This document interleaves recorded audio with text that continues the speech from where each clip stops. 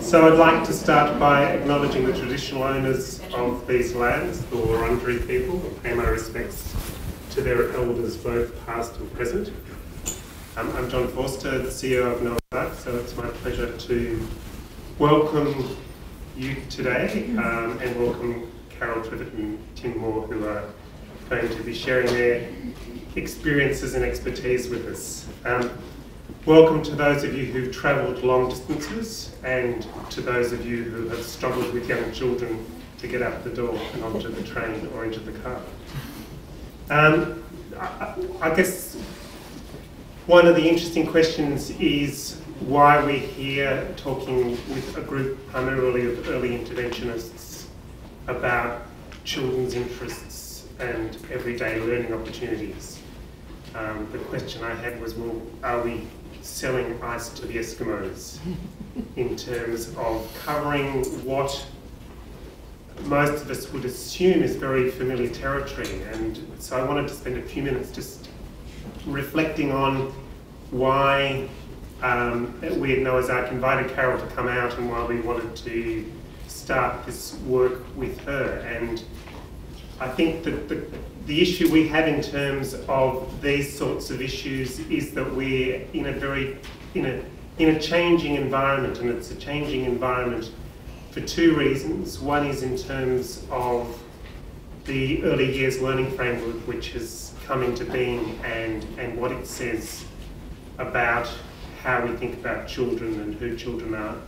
But the second dimension is how we're thinking about the role of early intervention more generally, and the fact that more and more of the work of early interventionists is about explaining to other people how to do things, explaining to other adults how to do things, whether that's working with families or whether that's working with children's services. And so to explain to somebody how to do something is a completely different thing than doing it yourself. And so one of our interests in terms of having this conversation is about exploring that common language about how do we explain to other people. And in the context of the early years learning framework, how do we explain to other early educators who are now moving into this language. So the early intervention, the early years learning framework is a really interesting way of thinking about the early years, and we're probably taking it for granted. I was talking to some of my colleagues from Gippsland just a minute ago and saying I was reading some curriculum materials, some early years materials from California, and the California material for 3+ is basically broken up into subjects. So you get your bit on literacy, you get your bit on mathematics, on arts and drama. And that's because their school system thinks in terms of subjects.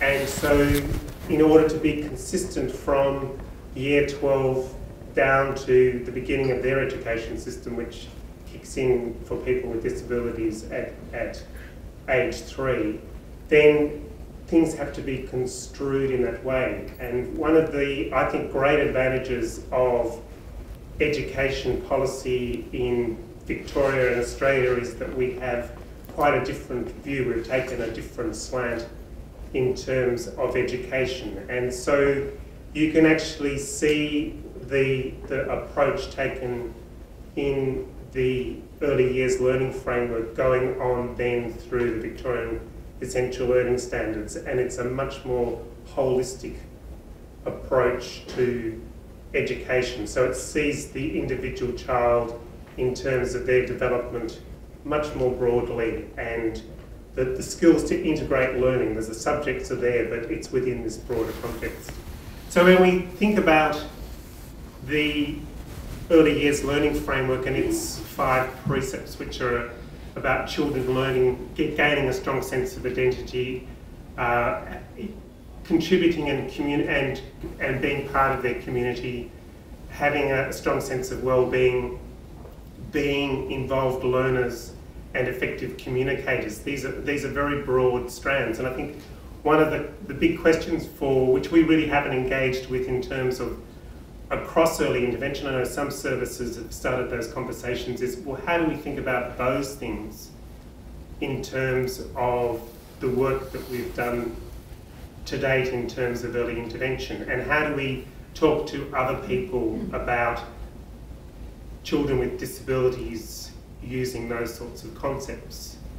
Because of course that's a very different worldview to where we started with children with disabilities, which is much more about identifying what they couldn't do and then looking at strategies, often drill strategies, to help them to get better at the things they couldn't do. It's what we're talking about is an approach which is much more holistic and interested in terms of the individual's growth as a person. So where does that fit in terms of a strong sense of identity, those sorts of approaches. So I think while we've talked a lot about how children develop and what their interests are and what their learning opportunities, this is a chance to really start to think through some of these issues at a deeper level, and it becomes more complex when we want to convey those messages to other people, to parents and to people in early education. For those of you who are saying, well, where does it fit with parents, I think that, to me, that sort of structure that Michael Orelena talks about families, what we're trying to do is support families to have all those processes which families ideally have, which are around strong parent-child relationships, about families orchestrating experiences, about children feeling a strong sense of well-being and having a caring environment. Then when you think about children's interests, these are really important concepts in terms of those relationships, because if you're not interested in what somebody else is interested in, then it's very difficult to have a relationship with them. If you're not aware of what another person's interested in, it's really difficult to create learning opportunities with that person in a way which is really engaging who they are in that process. And then of course with the challenge we have in terms of inclusion and in terms of making that process an active learning experience as opposed to something where people just go and spend time, we have an enormous amount to do in terms of really thinking through how do we create the best time for children in those places where they can learn the most. And that doesn't mean learning all the time, but it means really focusing in and creating opportunities. So that is some of, I think, the underlying thinking we had when we started talking to Carol about coming and doing some work, and I think that's some of the big challenges we have going forward. We were very pleased that Carol's come and worked with a group from Noah's Ark and a group from Specialist Children's Services in the southern region last week, and she'll probably talk more about this, but it was an interesting challenge to say, well, there's all this wonderful theory and research which gets done in the US, but then we spend a huge amount of time trying to contextualise it because our cultural environment is so different. So we've embarked on this high-risk strategy of actually trying to take that material and then workshop through it in our environment and then build it into resources which I hope will be useful to all of us. So without further ado, I would like to invite Tim to get the proper proceedings underway. Thank you. Thank you.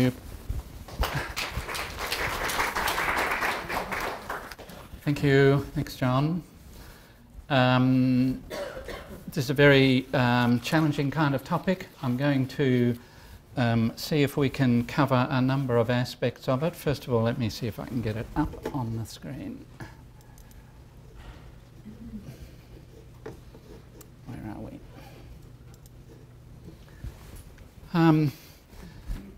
So how children develop and learn, what this means for early childhood intervention. So this is revisiting some key aspects of children's development and learning.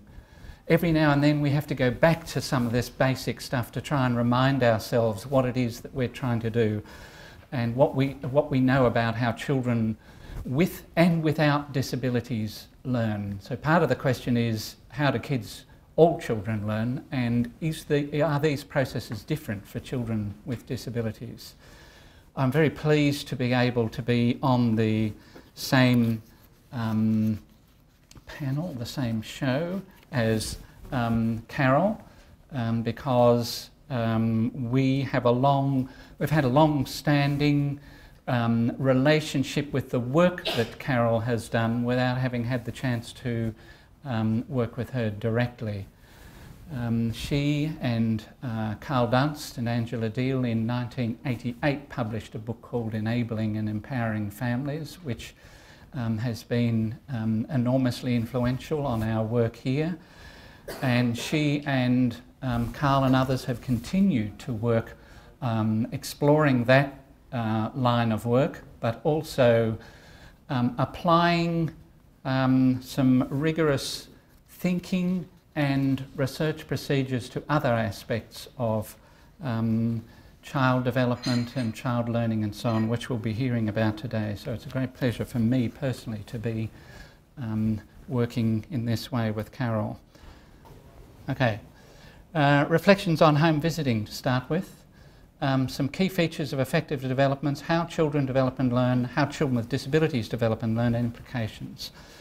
The stuff around home visiting is because of the work that my centre is engaged in looking on behalf of the Department of Early Childhood, of Education and Early Childhood Development and the Department of Human Services at home visiting services, enhanced home visiting services and so on in the Victorian context. And last week I also attended a national forum run by the Australian Research Alliance for Children and Youth on this topic and spoke about our work. So the home visiting is, of course, a major part of what early interventionists do. And when I was a direct service provider, that's what I did. Visited people in their homes. And it's quite a strange procedure. Nobody ever comes into your home and visits you and offers some kind of comment about something that you're doing. That's apart from the cleaner. And even then, you clean up before the cleaner comes. So so having someone come into your home and and comment upon something as deeply personal as your parenting is a very unusual kind of thing. It doesn't occur for most of us. So we need to be mindful of what that relationship, what that experience is like for people. And the evidence that we have reviewed on behalf of the departments suggests that that home visiting tends to work best when the people whom you are visiting have a clear reason in their own mind as to why they need your help. And the trouble with much of the home visiting that is done by, say, enhanced maternal and child health or sustained home visiting, as it's sometimes called, is that the professionals have decided that these people are at risk in some kind of way. And the person themselves doesn't necessarily believe that they've got a problem. In fact, they mightn't have a problem. The reason they're being visited is because they're at increased risk of having a problem, but they actually haven't got one at the moment. So that touches upon what John was saying about the challenge that we have in working with other people. The challenge is how to engage them in a way which will enable them to take up what we've got to offer. So the key issue is take up. How do you set things up so that somebody will take on board what it is that you've got to offer? And the same applies with children. So I think that what we're talking about today is take up both on behalf of parents and on behalf of kids. How will kids take on become engaged with us? What are the conditions? What do we have to do that? So I'm going to start by looking at the adult relationships and what we know about relationships in general, because those same characteristics help inform how we go about working with kids. So I'm going to return to... Oh, stop doing that.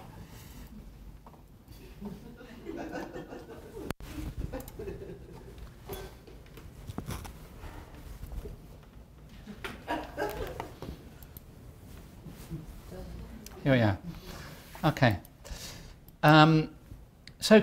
Key features of effective relationships. I've argued previously that effective relationships at all levels share common characteristics.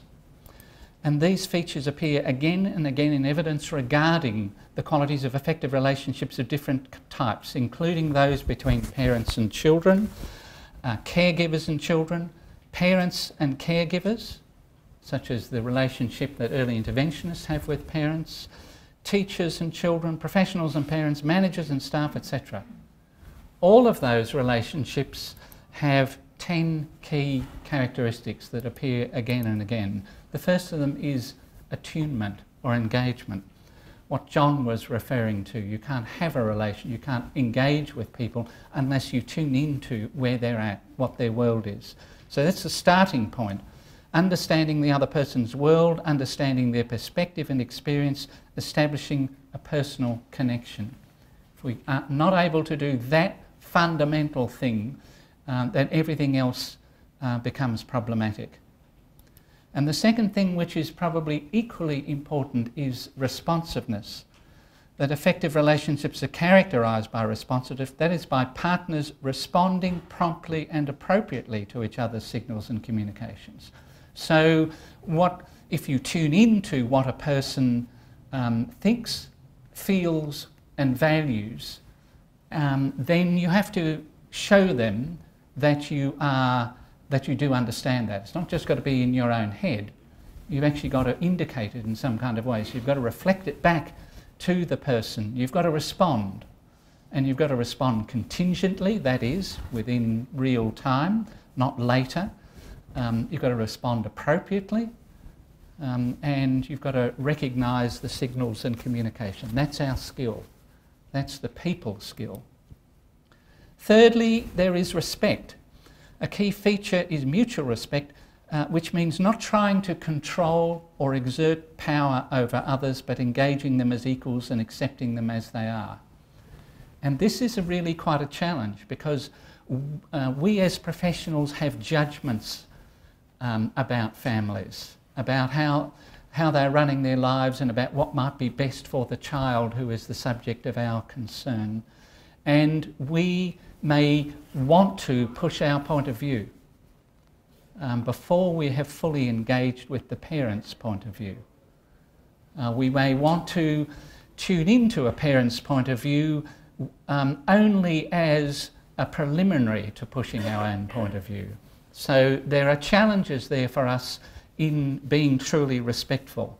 And those challenges are equally applicable to children. The notion that we might engage children as equals and accept them as they are is a very important principle that needs to underpin everything we do. There is many years ago, I remember reading some work by Rex Forehand, who's a guy who deals with children who have extremely challenging behaviour. And there was an important lesson he taught me, or that I took away from his work, which was about two ways of relating to children that parents need to master and that children need to understand. One is when the parents are in control, when the child has to follow the parent. So there are circumstances when that is the case. We are crossing the road. You have to take my hand. So there are circumstances, and so the parent needs to be able to give a directive and indicate when we are now in parent-run mode. Equally, the parent needs to be able to follow the child. So the parent needs to be able to play a game with the child where the child takes the lead and you follow them. And Forehand's work suggested that parents who are not managing kids with really acting out behaviour need to master those two ways of doing it. The kids need to know clearly when you're in one mode rather than the other. When we are finished playing, I will be your slave in this game and I will follow you and so on, to, okay, it's dinner time, I've got to clear up. Switching from one to the other. And I think that this notion here of respect chimes in with that particular notion of following the child, of tuning in and allowing them to take the lead. Clear communication is important.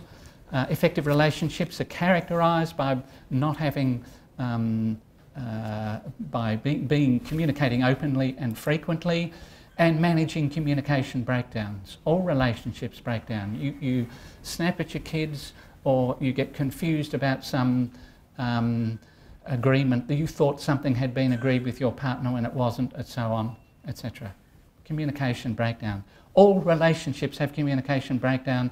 The problem is that it's not a matter of trying to avoid them. The real issue is repair, which is a term speech therapists will be familiar with. You have to acknowledge them and restore them. That's the key thing, and you have to do that promptly. Emotional openness. Emotions are acknowledged, both positive, joyful ones, negative, uncomfortable ones. Understanding one's own feelings. Our own feelings get in the way. We aren't always in control of them. We have responses to certain circumstances, certain people, and so on, that occur before we know what's happening to us.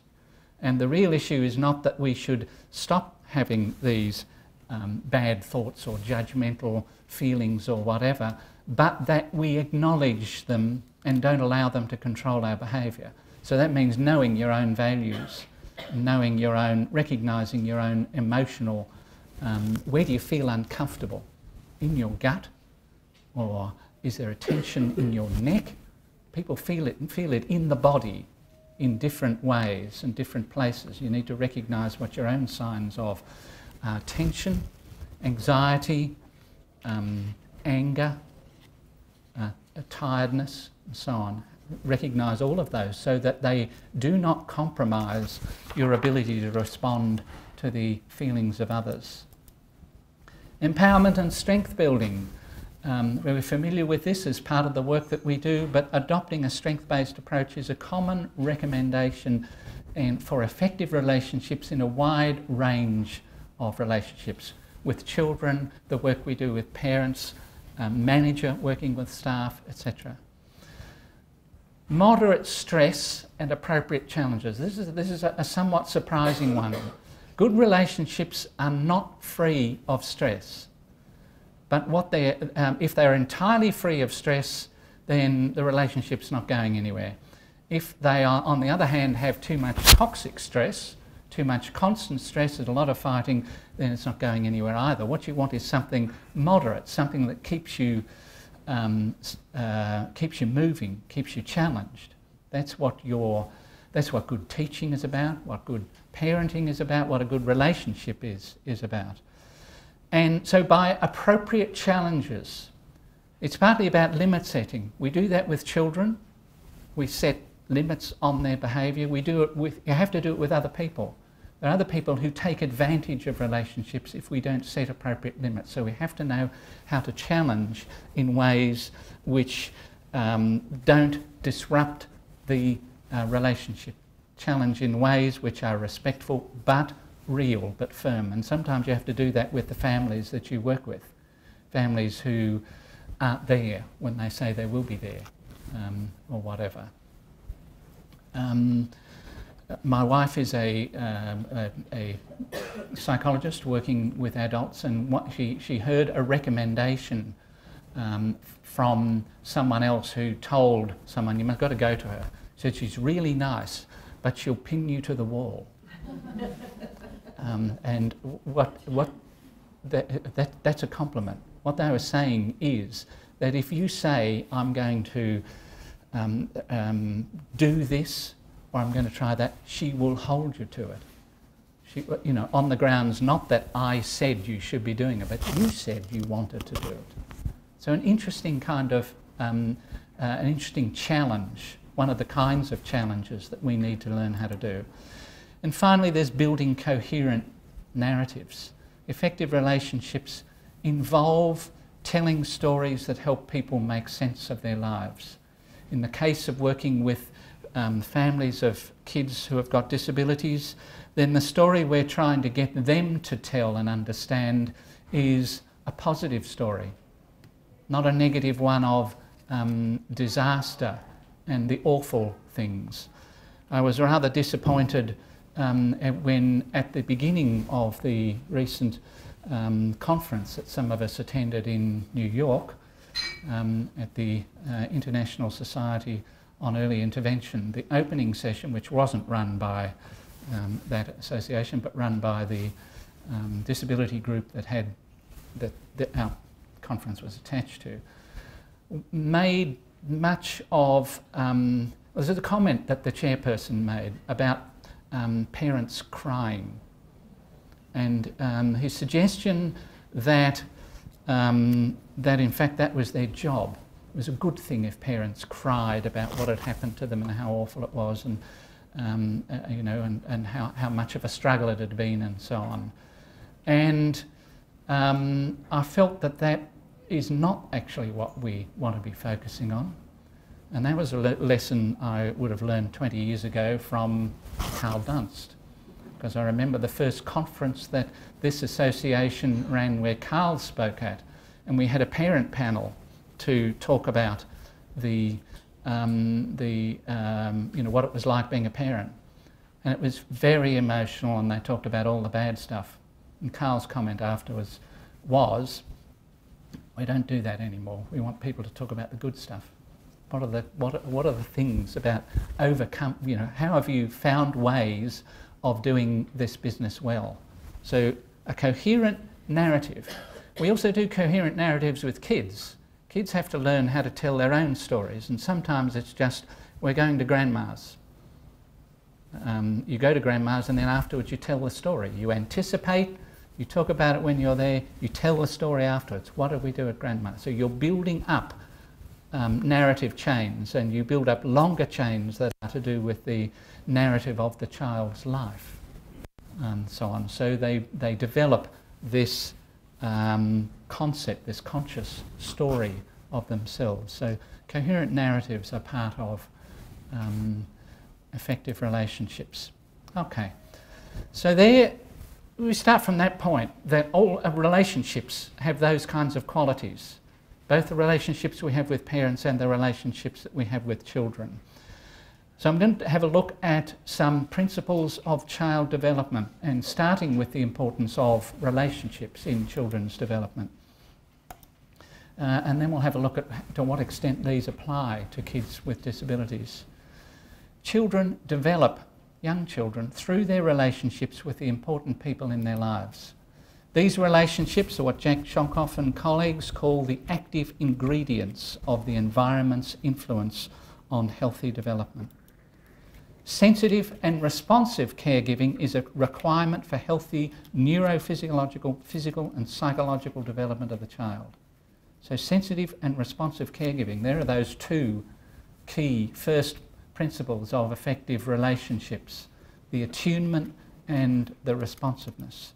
Sensitivity is an awareness of the infant and an awareness of the infant's acts and vocalisations as communicative signals to indicate needs and wants. And responsiveness is the capacity of caregivers to respond contingently and appropriately to the child's signals. Inadequate, disrupted and negligent care have adverse consequences for the child's very survival and for their health and development. These effects occur because children whose care is less than adequate or whose care is disrupted in some way may not receive sufficient nutrition, they may be subjected to stress, they may be physically abused and neglected, they may develop malnutrition, they may not grow well, etc. So there are various ways in which children can be harmed by inadequate and disrupted care.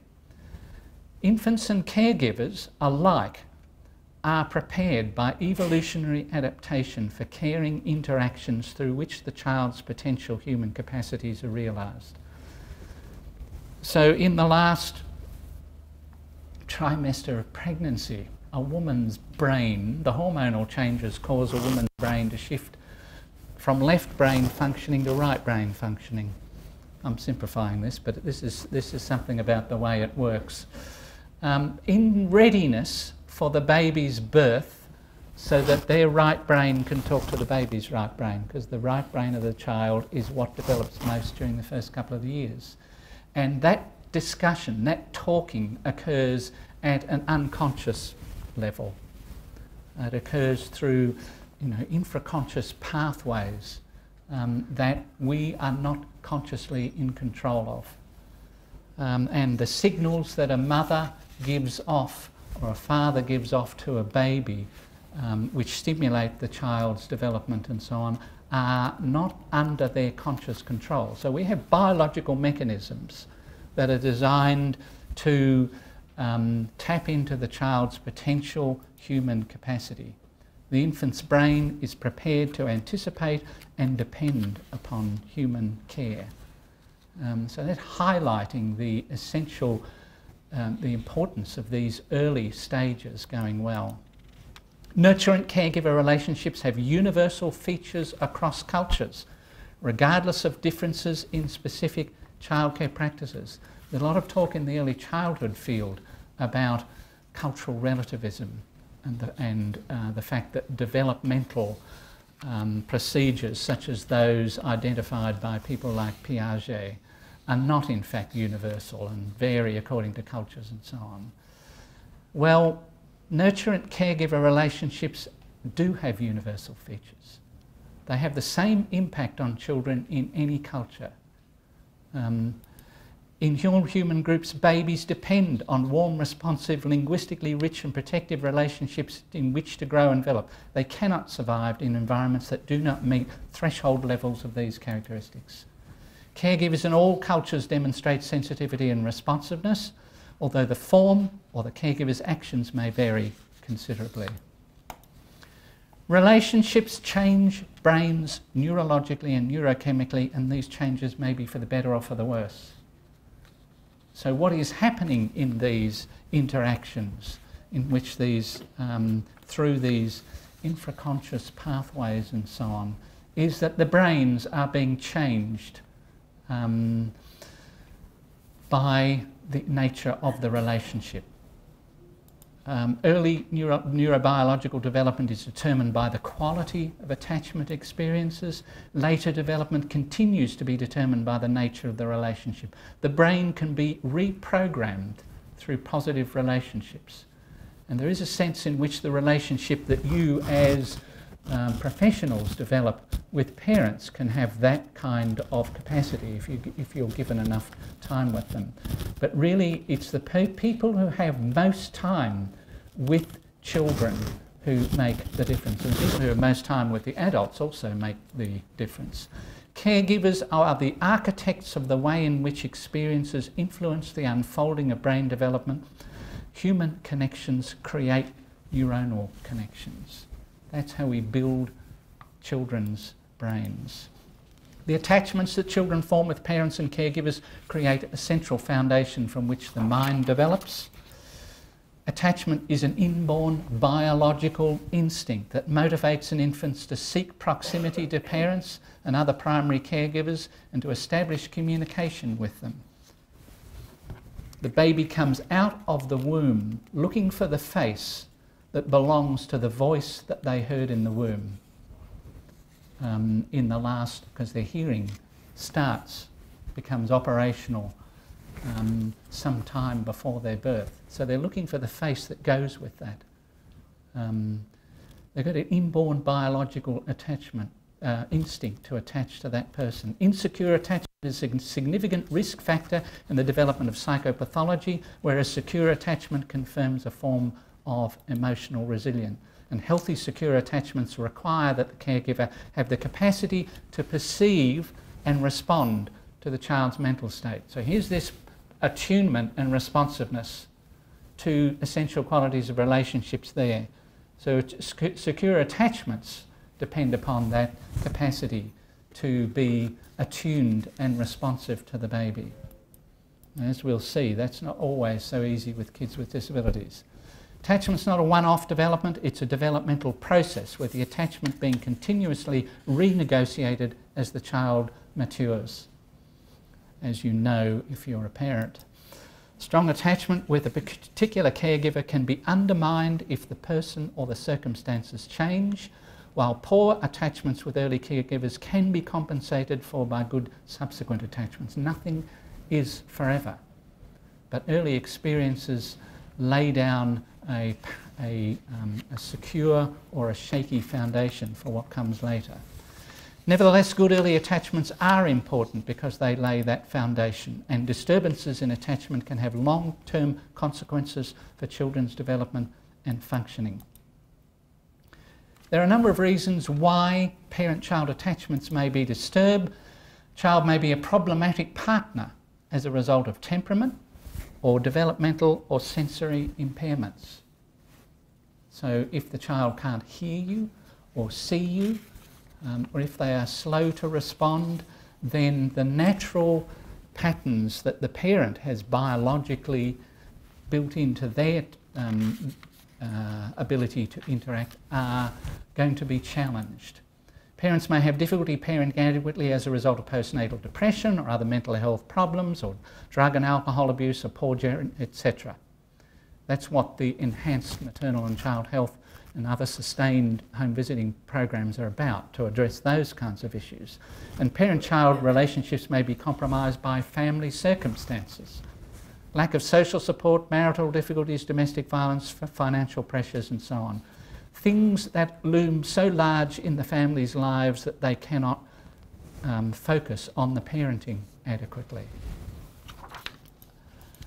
Relationships of all type have a significant impact on the development and well-being of those involved, and this applies to the relationships that we talked about before. Relationships affect other relationships. There are parallel processes, flow-through processes, best encapsulated in this statement. People learn how to be with others by experiencing how others are with them. This is how one's views and feelings of relationships are formed and how they can be modified. That's a point John made in his opening remarks.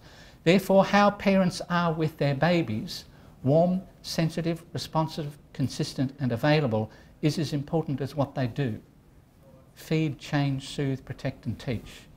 So we've got the first bracketed set of qualities is about the relationship with the child. The second bracketed set is the caring for the child. And caring for the child, both of those two sets of skills are obviously important. Similarly, how professionals are with parents, respectful, attentive, consistent, available, is as important as what they do: inform, support, guide, refer, counsel, etc. So there's a parallel process. This is part of this argument that the same set of qualities inform all relationships. Okay. So that's relationships and how children learn. So what's the role of environment? So here we're going to turn to another aspect of this. None of these things can be distinguished from one another, but they're not actually separate. All this stuff runs together. Relationships and environments and so on.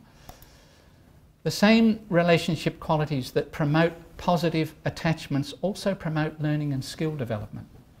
So when you are attuned and responsive to a child, you are not only ensuring that the child is attached to you and so on, but you are also enabling the child to learn and develop skills. Parental sensitivity and responsiveness to their infant is a potent determinant of child development. Children's behaviour only changes through the direct experiences provided by their immediate social and physical environment. The behaviour only changes if we change the environment. And so the question is, how do we do this? As John said in his opening comments, we're in the business of changing other people's behaviour so that the environments that kids spend their time in ensure that they are able to participate, etc. The strategies that are known to be effective in promoting children's learning and development, including the following. This is a very selective list. And we could put a lot, but here's a few things. Response contingent child learning. Children learn when the things they do produce interesting consequences. So that's why, in all sorts of ways, early interventionists have developed strategies for ensuring that the things that they do engage kids and produce consequences. Participatory child learning environments. Active child involvement in learning opportunities is an important contribution to development. Non-contingent, non-participatory practices are not as effective. If we determine what kids are going to do, and so on, if we don't do this business of following them and engaging them and allowing them to shape the activity, then their learning is not as effective. Interest-based child learning. This is what Carol will be talking about. Providing experiences and learning opportunities based upon interests leads to greater child engagement in interactions with people and objects, and therefore promotes more positive social, emotional behaviour, more developmental progress. Skills develop cumulatively, so that those acquired early form the basis for later skill development. This is sort of an obvious kind of statement, and yet profoundly important. This is sometimes known as Matthew effects, initial advantages that lead to cumulative differences to widen pre-existing gaps. Matthew effects come from the Gospel of St. Matthew, from that, for unto everyone that hath shall be given, and he shall have abundance, etc. That statement is usually interpreted, the rich will get richer and the poor will get poorer. That's not actually what Matthew is talking about. It's more commonly interpreted in that sense. Children who have positive early learning experiences are able to make more use of subsequent learning experiences more efficiently, and therefore the gap between these children and those who have got less stimulating early environments progressively widens. That's how this works. You get a small advantage that allows you to take more advantage of it applies in things like football clubs, kids' football teams. You have the under-12s. Now, there are actually age differences within the under-12s, and some kids are 6 months older and so on, and maybe that much bigger and stronger. That means they're going to do better. They're going to enjoy it more. They're going to put more effort into it. They're going to make more progress than the kids who are less and they're going to be a bit discouraged by all of this, not try so hard, etc. So you get this widening of the gap, and that applies in economics, health, cognitive ability, language development, academic achievement, etc. And the trouble is that children do have widely different experiences. This is the classic stuff that's always cited when this argument is talked about, the work by Hart and Risley, who went into people's homes and sat there for long periods of time recording the number of words that kids were exposed to in different environments. So, welfare families versus working class families versus professional families, this is the number of words kids were exposed to. This is the time when they are measuring. These lines are extrapolated, but up until the age of 3 years, then a kid from this background would be exposed to 10 million words, a kid from this background 20 million, and this background 35 million. And then there's the quality of the words, etc., etc. So those different experiences add up to contribute to Matthew effects, so that by the time kids reach school, wide differences exist. Clyde Hertzman in Canada recently made an observation that at birth you can identify something like 5% of kids as having developmental problems or definitely strong at-risk factors and so on, by the time they reach school, 23% of Canadian kids can be identified as having problems. That's using a measure like the AEDI, the Canadian version. So what has happened in the 5 years between birth and school that has exacerbated problems, that has led to these kids? Matthew effects. Learning environments have been differential for those children. So there's a bunch of kids arriving at school poorly equipped to take advantage of what schools offer. Because children's learning is cumulative, early functioning is predictive of later functioning, but behaviour and functioning at any point in time are actually more strongly influenced by the current physical and social environment. Those two things seem contradictory. The apparent contradiction can be resolved by recognising that for a variety of reasons, children's environments tend not to change. The balance of risk and protective factors is more likely to stay the same than to change significantly. And this is what governments around the world are increasingly concerned about. Early behaviour and functioning are predictive of later behaviour and functioning to the extent that their environments stay unchanged. While this is not a problem if these environments are positive and stimulating, prolonged exposure to adverse environments can have adverse long-term effects. And to promote children's learning and development, therefore, we need to ensure that environments and experiences are optimal from the beginning. Here's a diagram based upon some data, some English data, following kids.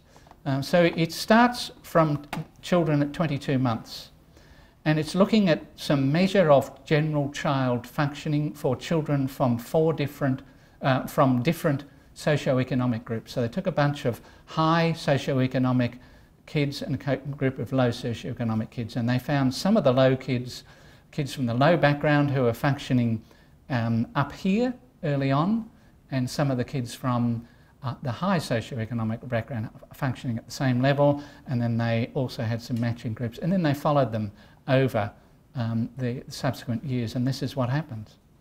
If you are a child from a high socioeconomic background, then it tends to flatten out a bit, but you stay high. If you're a kid from a low socioeconomic background and you start low, you stay low. But these other two groups cross over. The kids who started well from a poor background gradually fall off, and these kids from a high background. So what's happening there is that the home learning environments have not altered. And governments around the world have become concerned. The evidence from studies in the UK, for instance, the studies that looked at the benefits of preschool on children, so and followed children. The Australian government is committed to 15 hours of preschool for all 4-year-olds, based upon the English evidence that preschool actually does make a difference. But the other thing they found out was it's not just preschool. What also made a difference, in fact made more of a difference, was the home learning environment. Not the parents' education and any of the other obvious indicators, the home learning environment, the quality of the language stimulation and the experiences that are provided to the child. So efforts are now being made to think about home learning environments. So we've got a trial going on in Victoria led by the Parenting Resource Centre to develop some strategies to improve people's home learning environments, because the standard response of the system has been to say, let's improve the quality of childcare centres, let's give them more good early quality programs. We will do the jobs that the parents can't do. But the trouble is that while that makes a difference, there is a drag exerted by the home learning environment that shows up in this. If you don't change the home learning environment, then that acts as a drag on subsequent learning. We really have to show parents how to provide appropriate language stimulation, appropriate experiences and so on to engage with their kids, because you've got a proportion of parents who really have very little clue how to do that. So that's the big concern now. But that chimes in with the kinds of issues that we, the early intervention field, has grappled with, because it's apparent to us in early intervention that that's the job that we're engaged with as well. Because early interventionists can only spend a small amount of time directly with families and kids, then our job becomes the one of changing the learning environments in which the kids spend their time. The family environment and the early childhood settings. How can we ensure that those provide kids with multiple opportunities to practice the skills that are going to enable them to participate meaningfully and so on? What do we have to do? That's the big challenge. If children's development is responsible to environmental influences, then changes in those environments, physical, social, home and community, will have implications for their development.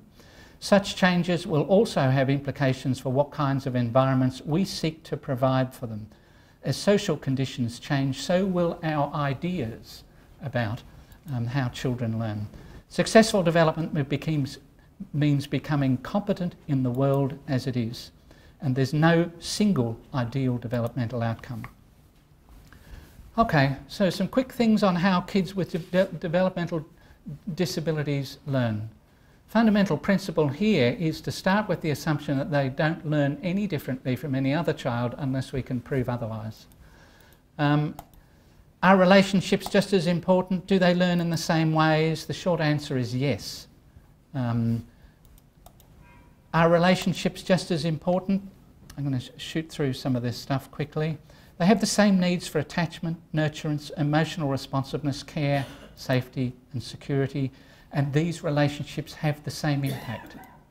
For many children, the neurological structures on which relationships are based are intact and therefore subject to the same positive and negative possibilities. If warm and responsible caregiving is provided, then positive attachments will develop, forming a secure basis, etc. However, children with disabilities may have difficulties having these needs met because of the nature of their disability. They may interact, they may initiate less frequently, give cues that are more subtle and difficult to read and so on. So some parents tend to compensate by becoming more directive, but others develop an understanding of how you might communicate, respond, be attuned and so on with such a child. Our job is to help parents do that so that they can build attachments, etc. Skip through that. Do children with disabilities learn in the same way? Parental responsiveness, yes. Parental responsiveness has the same impact, predictive of outcomes in kids' development. The effect is greatest when the parent is attuned to children's signals and intent to communicate, and when the parent promptly and appropriately responds. Those two qualities again, the attunement and the responsiveness. Parents' responsiveness shows much the same kind of relationship with outcomes. Response contingent learning also works. The more profoundly delayed, the longer it takes for the child to learn, but they still can learn. Participatory learning opportunities also have the same impact, although we less often the evidence would suggest that we're not doing it as much as we should. And interest-based learning, I think the same thing. The evidence would suggest we don't do it as much as we should. All people learn in unique ways. So this is shifting tack just a bit. Human beings and human brains exist along continua of competencies, and there are no absolute cut-off points that distinguish people from disabilities from those who are without. Whether we are regarded as disabled or gifted depends largely upon when and where we live, how successfully we've adapted to the needs of the environment, and that's a challenge we all face. So I'm taking this for some work from a recent book by Thomas Armstrong called Neurodiversity. We don't have time to go through it. These are the principles of neurodiversity. I'm happy to make these slides available to you, but the key point that he's making is that we are all different, Everyone learns in unique ways. So the task of any teacher is to tune in to the nature of a particular child. Disabilities are not islands of incompetence. There are no absolute cut-off points for cerebral palsy or autism or intellectual disability or any of them. They're all gradations. And so the challenge of the early years learning framework is how to tune into the individuality of every child, and the kids that we work with are simply part of that continuum. So that has profound implications for how we think about things. Just some quick stuff here about autism interventions. Focusing on this because there is a trend. If we look at applied behaviour analysis, the Lovar's model, based upon principles of operant learning, uses discrete trial learning approach, not particularly concerned about motivating or engaging the child. If we look at pivotal response training, which came along a bit later, that's based upon operant learning and uses operant teaching techniques, but doesn't use discrete trial learning and focuses instead on pivotal behavioural skills, motivation being one of them. Seeks to optimise the child's motivation and to interact with and engage with adults through the use of reinforcers, allowing some child choice and so on. So that's moving on a little bit. The Early Start Denver model from Sally Rogers uses early learning principles and techniques as well as the pivotal training, places more emphasis on the quality of relationships, adult sensitivity and response, but still uses intensive teaching to fill in learning deficits. And then we have Jerry Mahoney's responsive teaching curriculum, designed to be incorporated into everyday interactions, doesn't teach discrete developmental skills, but focuses on pivotal behaviours. And the key dimensions of responsive interaction are reciprocity, contingency, shared control, positive affect, and developmental match. Those set of qualities. So it seems to me, I'm showing this because it seems to me there's a progression there, moving more towards this kind of set of characteristics down here, which are more in line with the kind of evidence that we've looked at briefly today and which Carol would talk about. Okay, a whole lot of stuff on effective relationships with kids. I'm going to jump to implications. The essential task, early childhood and development, is to ensure that the environments in which children spend their time, family, community and early childhood environments, are attuned and responsive and capable of providing experiences that promote children's learning. To ensure that the family environment is involved, we need to support parents in building positive attachments. We need to help them develop the skills to respond appropriately to children and provide them with repeated opportunities to practice functional skills. The key issue is take-up. How to create the conditions under which families will be able to use the knowledge that we have about it. Children do not benefit unless we help parents adopt skills and strategies that will enable them to provide caring and stimulating experiences. Their behaviour has to change, not enough to just be supportive. For all children, including those with disabilities, the nature of their relationships with parents and caregivers is absolutely critical for their development. Children with disabilities may behave and function in ways which make it difficult for parents and caregivers to develop mutually enjoyable reciprocal relationships. Nevertheless, we should assume that all children with disabilities are able to and would benefit from developing meaningful relationships. All those involved in working with young children with disabilities, parents, caregivers, early childhood interventionists, should seek to establish relationships with these children that reflect the key qualities of effective relationships. Those 10 qualities are all important. Early childhood interventionists also need to know how to engage children with different disabilities in mutually pleasurable interactions and how to build on these to promote children's early learning environment. As with parents, the key issue is take-up. How to engage kids in such a way that they will be able to use our brains to build their own. Thank you.